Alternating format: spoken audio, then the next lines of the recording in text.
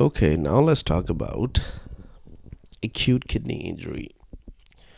So, AKI can occur due to either PreRenal etiologies or either PreRenal azotemia, intrinsic renal failure, or the PostRenal. So you have the kidney, the blood coming to the kidney and the urine going, right? So you have a problem either here, either intrinsic or either after PostRenal azotemia. Okay, so you have AKI. In AKI, you will have an abrupt increase in creatinine and bun, or oliguria, or anuria.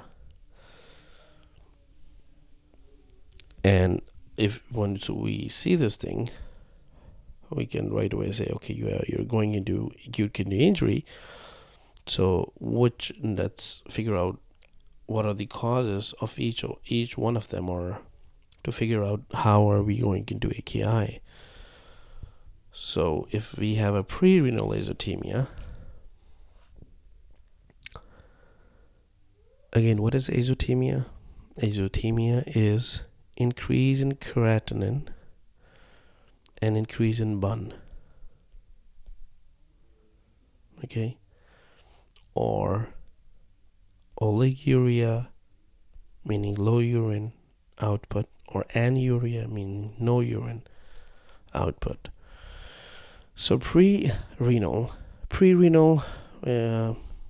we have the kidney here. Well, that's not a kidney, but yeah, this looks more like kidney. Okay, so we have the kidney here. We PreRenal before renal. So we are talking about the blood. So we have decrease in blood flow. That is in hypovolemia, decrease in cardiac output. Again, all of them are causing decrease in blood flow, or decrease in effective circulatory volume, heart failure, liver failure. All of them are causing decreased blood flow. When you have decreased blood flow, you have decrease in renal blood flow. That decreases GFR, and that leads to increased reabsorption of sodium and water and urea. Right? When you decrease GFR, you are going to stimulate that renin-angiotensin aldosterone. Aldosterone is going to come and it's going to cause reabsorption of sodium. Water will follow. Also, the urea is going to follow. So urine osmolality. So before we talk about what PreRenal azotemia, what is the normal urine osmolality? Well, the normal urine osmolality, it is, let me just write normal here. It is greater than 500. So urine sodium, it is going to be less than 20. FeNA, less than 1%. And serum bun creatinine, greater than 15. This is all normal.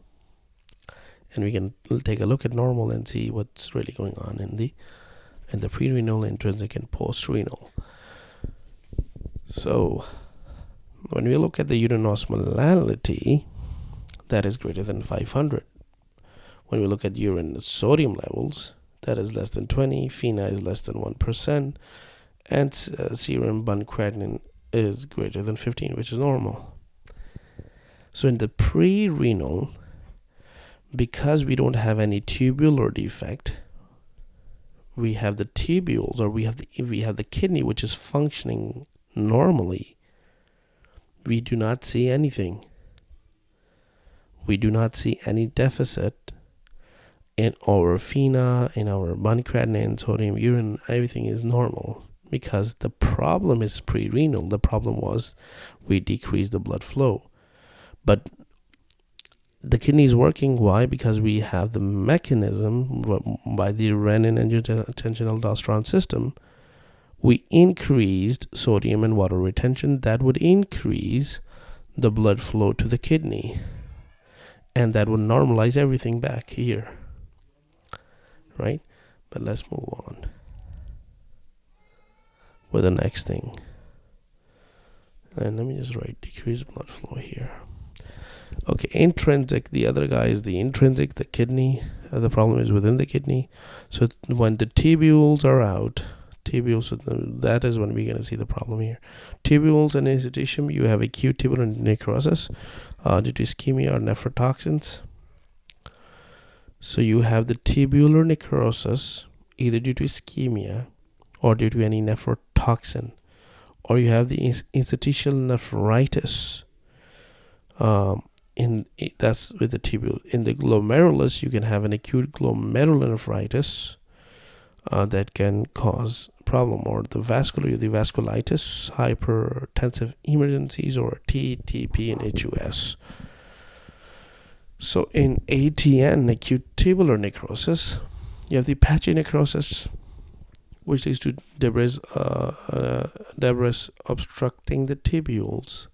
So when you obstruct, so you have let's say you have the patchy necrosis on these things, these are gonna slough off and they're going to obstruct those tubules, right? And fluid backflow. So because the fluid cannot move forward, it's going to backflow, leading to decrease in GFR. Okay, so when you now because the tubules are obstructed, so let's look at the urine osmolality. Now you cannot absorb your sodium. So look, FeNA, which is the fractional excretion of sodium, is greater than 2%, because the tubules there's no epithelium to reabsorb your sodium. You have greater than 2% FeNA, meaning that sodium is just going out. You cannot reabsorb your creatinine, and the bun is also going to be going out. So it's not normal anymore, because everything is just going out.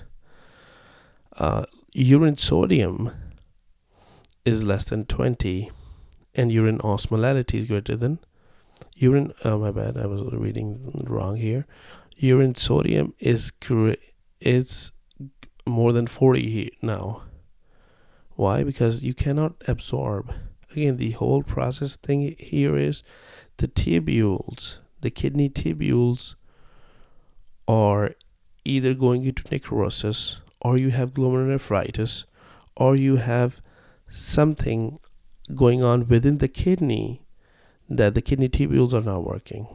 They're undergoing ischemia, or there's a nephrotoxin there, anything with all of these things. These are the etiologies.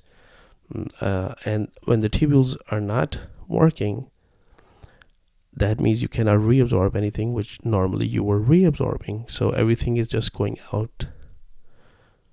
That's why you can see the difference with normal and when everything goes out. Now let's talk about the other thing, that is the postrenal azotemia. In the postrenal azotemia, you have these stones, BPH, and neoplasm, or the congenital anomalies. Again, that's the kidney right here, that's the ureter, and that's the bladder. So here you're talking about either stones obstructing it, BPH obstructing it, or the neoplasm anywhere along this route, or any congenital anomalies like VUR. That is going to cause postrenal azotemia. And this all varies because it depends upon what you have. Depending on the etiology, it's going to be different. So that's what you have for the acute kidney injury. So all you can think about is, in the PreRenal, you have normal. Everything is normal. But in the intrinsic, within the kidney, when there's an acute kidney injury and there is an intrinsic renal failure, you will abnormal FeNA, abnormal serum bun, and urine sodium and urine osmolality. And for postrenal, it just varies. So it doesn't really. It only depends upon what etiology it is. So So that's what we have for the AKI.